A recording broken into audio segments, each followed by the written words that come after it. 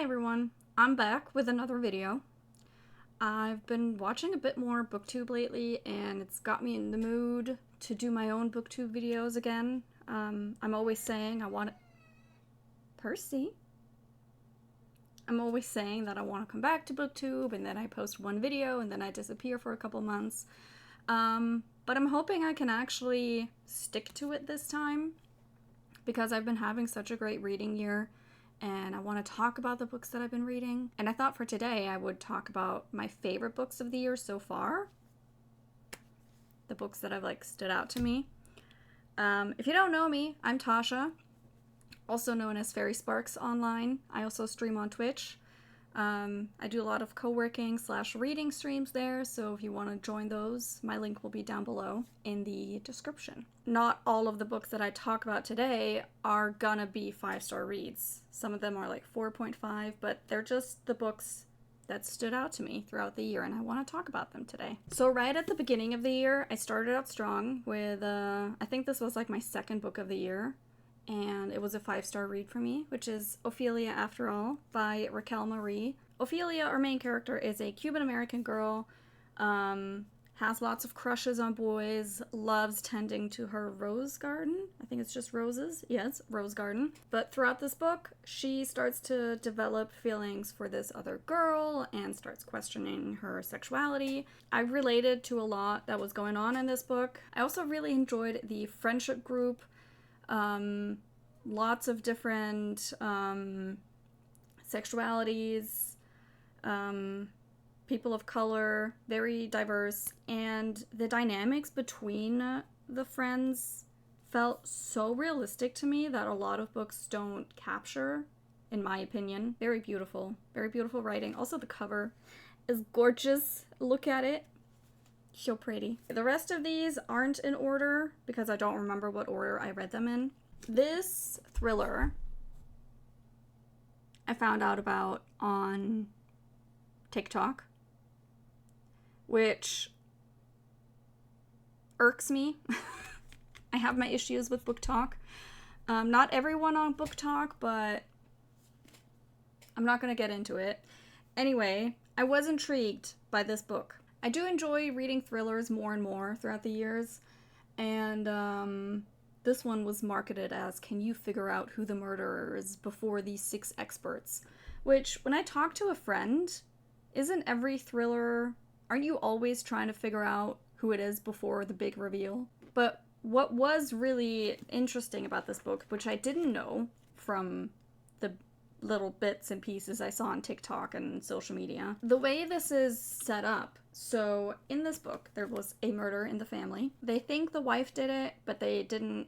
Percy. They couldn't actually pin it on her. And so it stayed a mystery.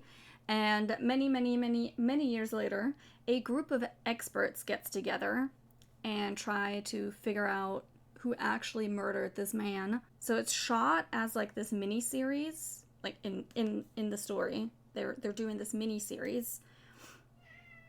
Yes! I'm sorry, Percy wants attention. And it's actually set up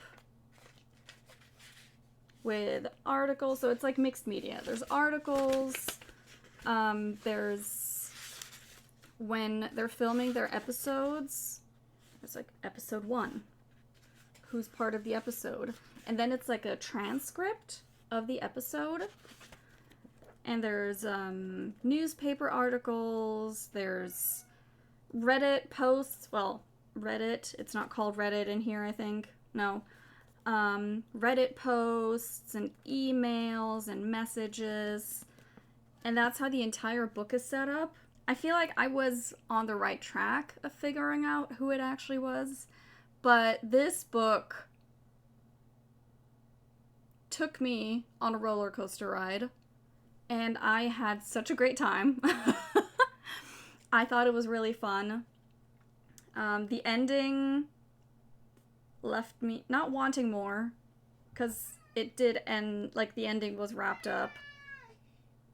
Percy! But I was shocked. I will say that. I was shocked. Very, very much enjoyed this. Another thriller that I read very recently, and I'm still in the middle of the series itself, but A Good Girl's Guide to Murder by Holly Jackson. I finally got around to it. I've been meaning to since I read the reappearance of Rachel Price earlier this year and very much enjoyed that. I was interested in more Holly Jackson books, and this was on Everand.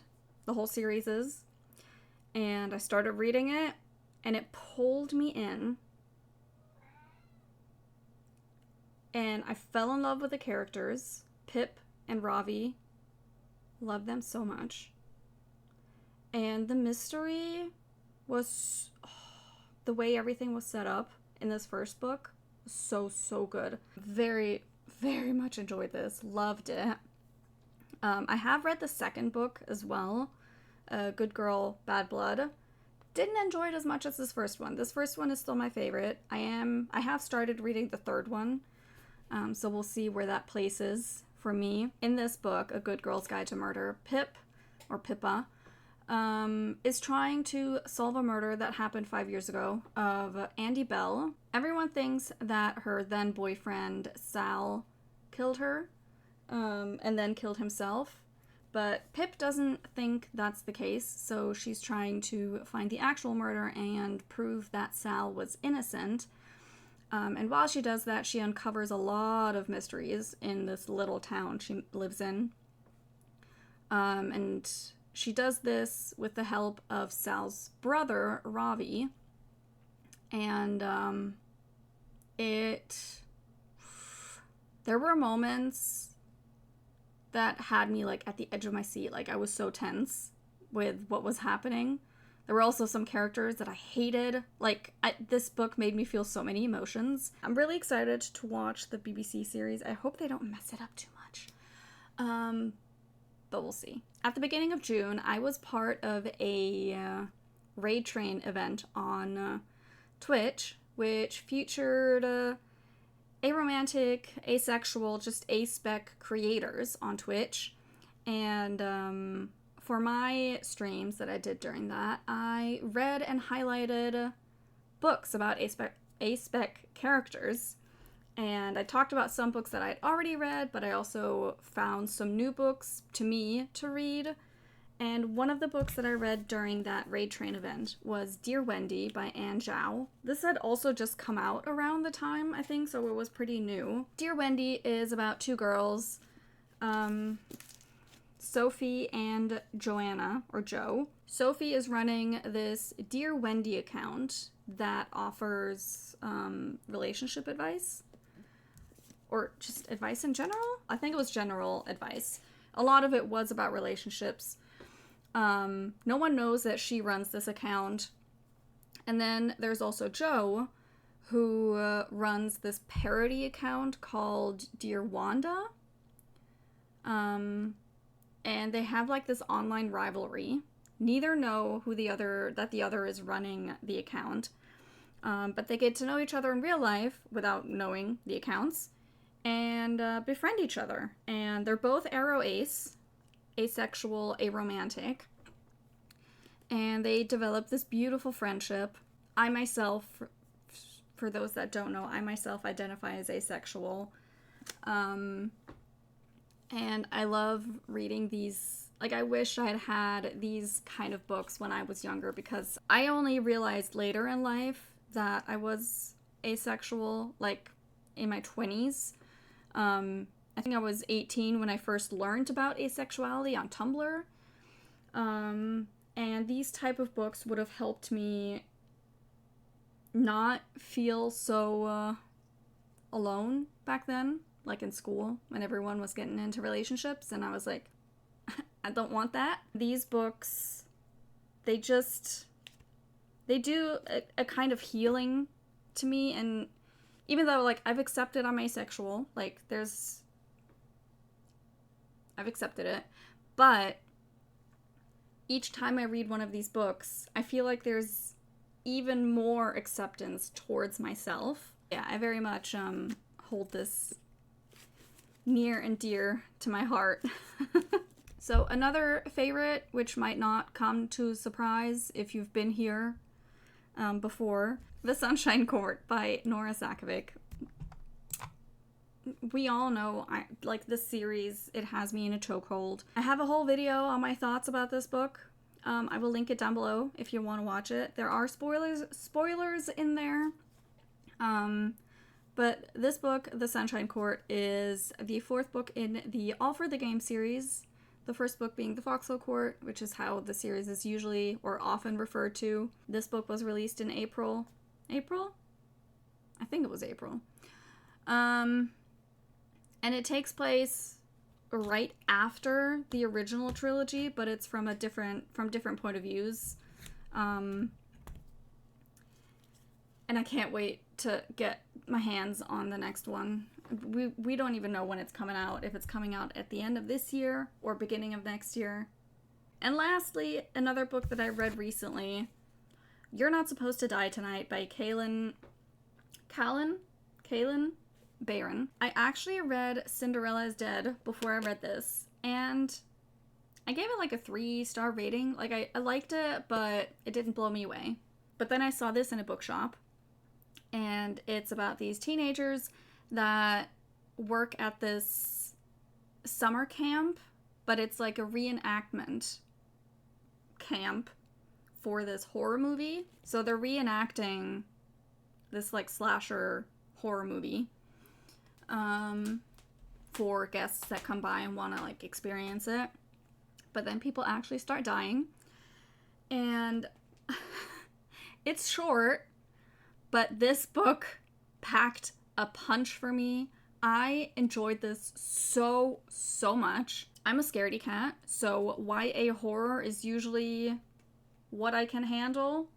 I have read some adult horror, but it was so fun. It was queer. Our main character is a lesbian. She's lesbian.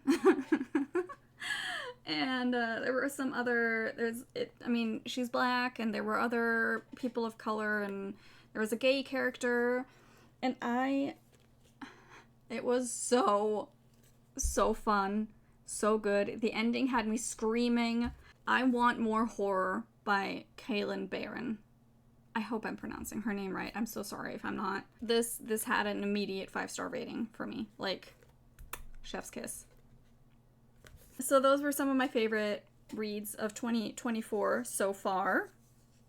I've already read 52 books so far this year, which is something I've not been able to do in many years, and I'm very proud of myself for getting back to this point of reading this many books. But yeah, feel free to tell me some of your favorite reads of the year. Have you read any of these books? What were your thoughts on them? Let's talk in the comments, please. And if there's any other type of videos that you would love to see, like I have some planned, but I'd love to know what kind of videos you would like to see from me. And yeah, thank you so much for watching, and I'll see you next time. Bye!